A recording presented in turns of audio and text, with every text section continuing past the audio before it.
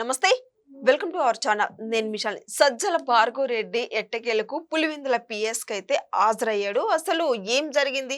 దాని వెనుక కారణాలేంటి? ఇలాంటి అంశాలను చర్చించే ముందు స్టూడియోలో ఉన్నారు senior journalist doctor Kanakadurga Vadlamani గారు ఉన్నారు. వారిని అడిగి విషయాలు తెలుసుకునే ప్రయత్నం చేద్దాం. నమస్కారం మేడం. నమస్తే అండి. మేడం అసలు ఏం జరిగింది? సజ్జల భార్గవరెడ్డి పులివెందుల పిఎస్‌కి ఎందుకు హాజరయ్యాడు? ఏం జరిగింది? ఏం జరగడం ఏమిటి, ఇప్పుడు చచ్చినట్టు పోలీసుల ముందుకు రావాల్సి వస్తుంది. ఇంతకాలం తప్పించుకున్నారు కదా.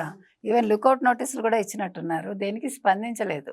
41A నోటీసులు ఇచ్చినా కూడా పట్టించుకోవాలా. అయితే మొన్న అతన్ని అరెస్ట్ చేశారు కదా, వాళ్ళ సోషల్ మీడియా ఇన్ఛార్జిని, శ్రీహరిని. ఒకప్పుడు జర్నలిస్ట్గా పనిచేశాడు.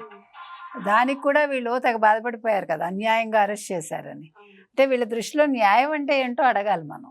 బూతులు మాట్లాడి అరెస్ట్ చేస్తే అన్యాయం, బూతులు మాట్లాడితే మెచ్చుకోవాలేమో వీళ్ళని, అబ్బా భలే మాట్లాడారే మీరు కాబట్టి అని. ఒక్కొక్కడిని అసలు మీకు సౌదీలో లాగా రోడ్డు మీద కాళ్ళు చేతులు నరికేసి కళ్ళు పీకేసి అట్లాంటివి చేస్తే చేతులు నరికేయాలి ఫస్ట్, టైప్ చేసినందుకు. అలాంటివి కదా, తప్పులేదు. ఆడవాళ్ళని అన్నవాడిని ఎవరినైనా సరే అడ్డంగా నరికేయాలి. అసలు అలాంటి ఒక చట్టం రావాలండి. అసలు ఎంత అన్యాయం కదా. అసలు ప్రతిదానికి ఆడవాళ్ళ టార్గెట్. ఇంట్లో ఉండే తల్లి చెల్లి కూతురు నీకు కూడా ఉన్నారు కదా. అసలు నీ ఇంట్లో వాళ్ళని అన్నా కూడా మేము ఒప్పుకోం. ఇప్పుడు బయట వాళ్ళని అంటాం కాదు, తప్పు చేసిన వాడి ఇంట్లో ఆడవాళ్ళని కూడా ఎవరు అనొద్దు. ఎందుకంటే వాళ్ళేం పాపం చేశారు ఈ వెధవ చేసిన పనికి. ఇవాళ సజ్జల భార్గవరెడ్డి అనేవాడు మరి దేనికి వచ్చాడు అంటే భయపడి వచ్చాడా? ఇది సరిపోదండి వీళ్ళకి, ఇట్లా సరిపోదు. ఆ భయం రావాలి. ఇప్పుడు పోలీసుల్లో ఇంకా మనం చెప్పుకున్నట్టుగా 10 to 15% కోవర్ట్స్ ఎవరైతే ఉన్నారో, నిన్న రవికుమార్ చూశారు కదా మీరు, అనంతబాబు వచ్చాడు కదా చచ్చినట్టు.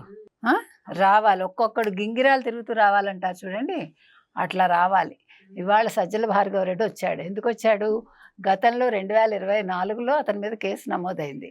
వీళ్ళు సోషల్ మీడియాలో లోకేష్ మీద, చంద్రబాబు నాయుడు మీద, తర్వాత పవన్ కళ్యాణ్ మీద, వాళ్ళ ఇంట్లో ఉండే ఆడవాళ్ళ మీద చెత్త పోస్టులు పెట్టారండి. మీరు మొన్న చూసారా షర్మిల గురించి శ్రీరెడ్డి చేత ఎట్లా తిట్టించారో?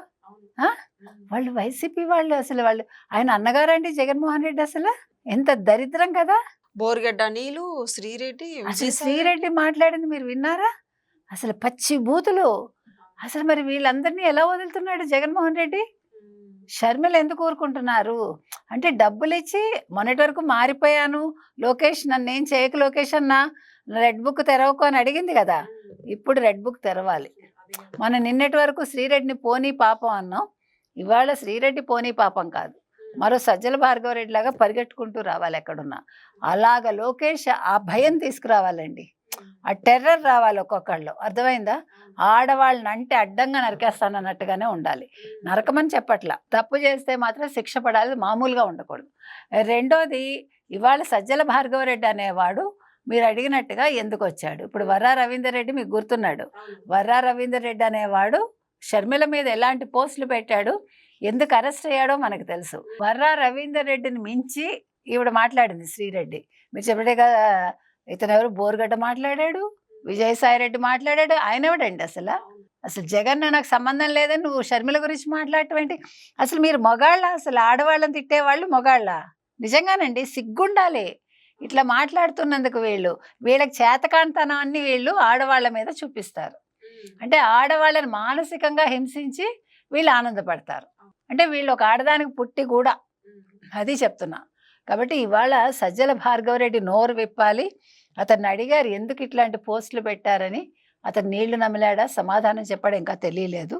ఇది ఒక సజ్జల భార్గవరెడ్డే కాదు, ఒక వర్ర రవీందర్ రెడ్డే కాదు, ఇంకా చాలామంది ఉన్నారు ఇట్లా పోస్టులు పెట్టిన వాళ్ళు, మాట్లాడిన వాళ్ళు. ఈవెన్ ఆడవాళ్ళు మాట్లాడినా వదిలిపెట్టద్దు. షర్మిలని ఆడవాళ్ళు కూడా తిట్టారు, రోజా లాంటి వాళ్ళు కూడా అడిగారు. అసలు నీకేం హక్కు ఉందని అడిగింది రోజా. నువ్వెవరు అడగడానికి? సొంత చెల్లెలు అంటే విజయలక్ష్మి గారు నువ్వు నిలదీస్తున్నావా? అంటే రాజశేఖర రెడ్డిని ప్రశ్నిస్తున్నావు నువ్వు, చచ్చిపోయిన ఆయన్ని. మనం అడుగుతున్నది అది. ఇవాళ ఆవిడ పుట్టుక గురించి కానీ, ఆవిడ క్యారెక్టర్ గురించి కానీ మాట్లాడే అర్హత మీలో ఎవ్వడికి లేదు. ఇప్పుడు మీ గురించి మాట్లాడితేనే రోజా లాంటి వాళ్ళు, నా ఇంట్లో పిల్లలు ఉన్నారు నాకు ఏమైపోతారని నేర్చావు కదా.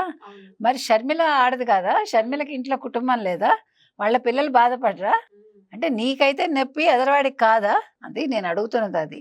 కాబట్టి ఇవాళ శ్రీరెడ్డి, నువ్వు డబ్బు కోసం ఇలాంటి పిచ్చి పనులు చేయకు, నీకు సిగ్గుంటే ఇట్లా మాట్లాడకు, కొంచెం మారు మనిషివైతే.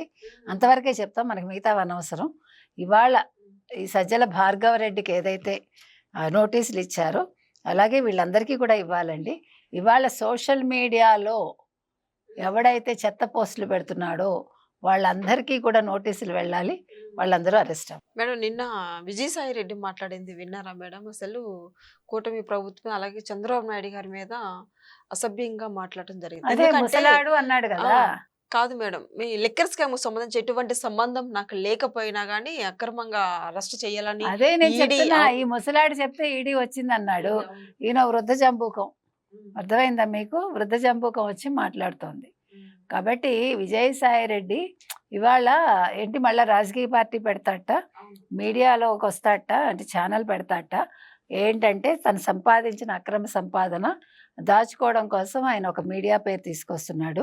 మళ్ళా రాజకీయ పార్టీ పెడతానంటున్నాడు. ఎందుకంటే ఆయన నేను రాజకీయాల్లోకి రానన్న పెద్ద మనిషి మాట మీద ఉండకుండా, అంటే తన ఆస్తులు కాపాడుకోవడం కోసం, ఈ రైట్స్ తప్పించుకోవడం కోసం ఒక రాజకీయ పార్టీ ఒక ఛానల్ పెడతాడనమాట.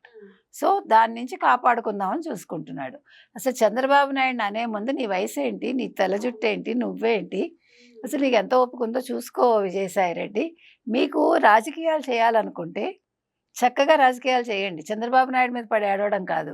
ఇక్కడ కేసీఆర్ ఆయన మీద పడేడ్చి, అక్కడ జగన్మోహన్ రెడ్డి పడేడ్చి, నువ్వు పడేడ్చి, మీ రోజా పడేడ్చి, మీకు వేరే పని పాటు లేదు. అందుకనే మీరు రాజకీయంగా ఇంకా ఎదగరు. నువ్వు ఎన్ని పార్టీలు పెట్టినా నువ్వైతే రాజకీయాల్లో నిలదొక్కుకోలేవు, అంతవరకు చెప్తాం. Thank you. Thank you.